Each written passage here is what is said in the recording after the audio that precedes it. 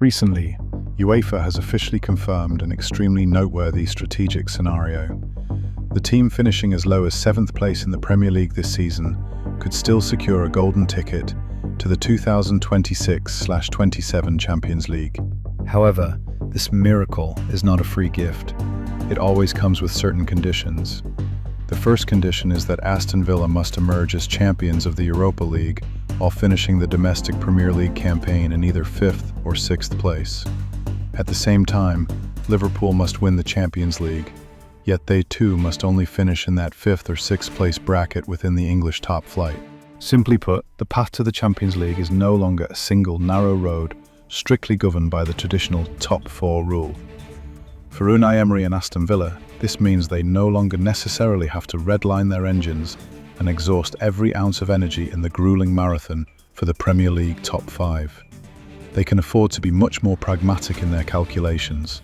For instance, they could theoretically slide down to 6th, 7th, or even 8th place in the domestic standings. But if they win the Europa League, they will automatically be invited back to the Champions League elite table next season as title holders. Liverpool in a remarkably similar strategic theatre. In the context of their Premier League form showing clear signs of instability, most notably evidenced by the stinging 1-2 defeat to Brighton, focusing all their elite resources on the Champions League could become a defining strategic choice for Arne Slot. According to UEFA's long-standing regulations, by simply winning this most prestigious competition, they would return to the Champions League next year as the defending champions, completely irrespective of where they finish in the domestic hierarchy. This backup plan provides a safety net that could shift the entire focus of their campaign. Of course, these are just analytical scenarios. The reality will depend on how each team chooses its path. But looking at the bigger picture, this prospect opens up an extremely interesting possibility. The Premier League could have up to 7 Champions League spots. Specifically, 4 spots automatically for the top 4, an additional spot based on the coefficient of performance in European competitions, and 2 spots for the Champions League and Europa League winners if they don't finish in the top 5.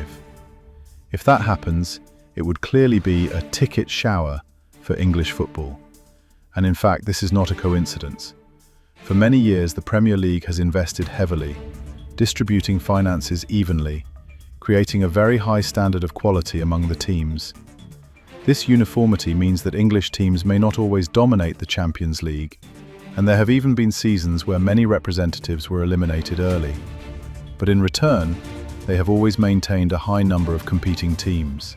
It's also important to realistically acknowledge that the uniformity of English teams doesn't mean every English club is capable of competing on equal footing with the top European giants.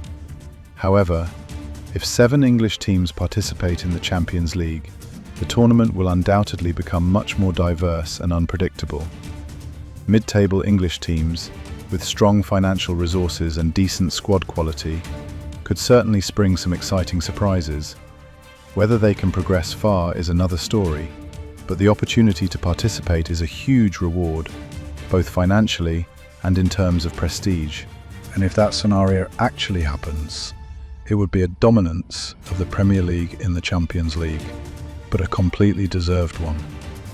It accurately reflects what English football has built over the years, a highly competitive league, rich in resources, and always knowing how to create value. Looking deeper, UEFA's adjustments to the Premier League's quota system aren't simply about adding more spots. They're distorting the traditional logic of competition in the Premier League. Previously, everything was clear, aiming for the top 4 or 5 and consistently accumulating points over 38 rounds, almost guaranteed qualification. But now, each team has a different path to take. Aston Villa might be more pragmatic, focusing their efforts on the Europa League instead of maintaining their domestic league position. Liverpool too, with their inconsistent form, might choose the Champions League as a shortcut, a difficult but at least hopeful option. And when teams no longer follow the same path, the race immediately becomes distorted. Teams at the top, despite inconsistent performances, aren't eliminated because they have other options. This inadvertently reduces the pressure to maintain consistency in the domestic league. But conversely, this opening up has created opportunities for the teams below. Brentford, Everton, Fulham, and Brighton look up and see that the gap isn't large, and seeing the big teams constantly dropping points, the dream of the Champions League is no longer a pipe dream. Thus, the race for the top 5, which was once confined to just 4 teams, has blossomed into a fierce battle where anyone can get a foothold. What's noteworthy is that the tension of the season hasn't decreased. On the contrary, it's been extended right to the final rounds.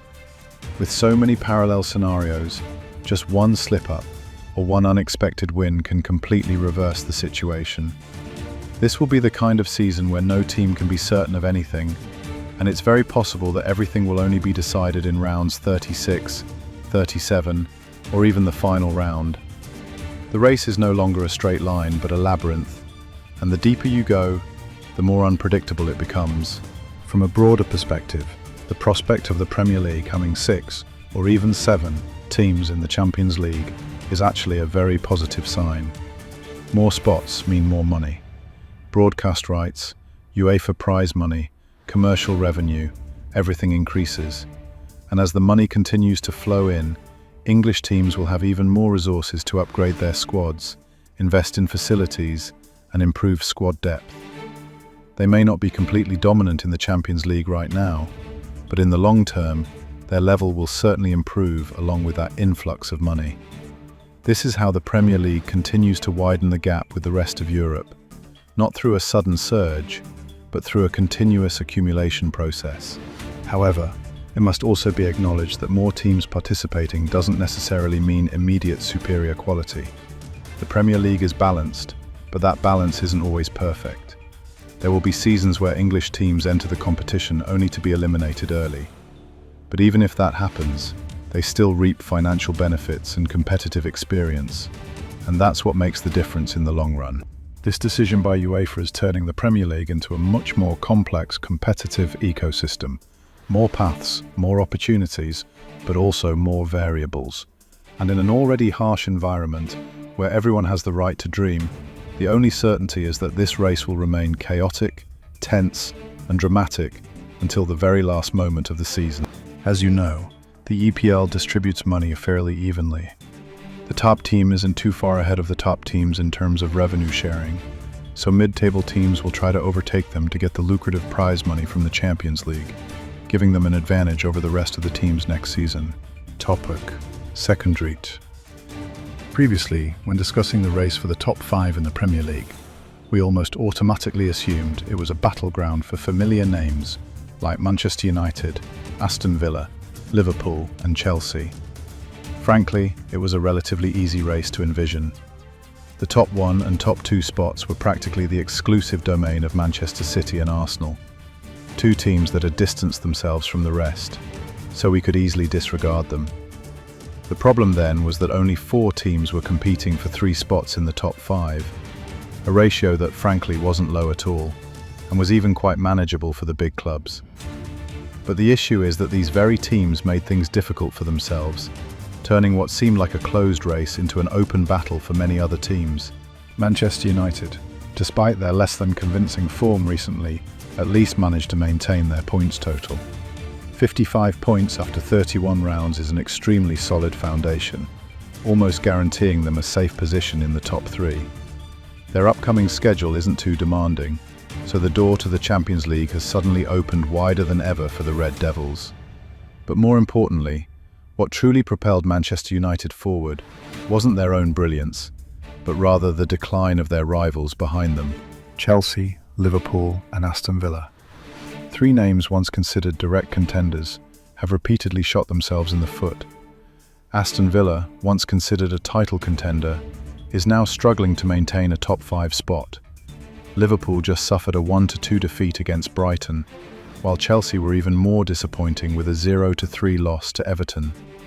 These are no longer isolated missteps, but have become a systemic problem. And when the big teams let their advantage slip away, the race immediately widens.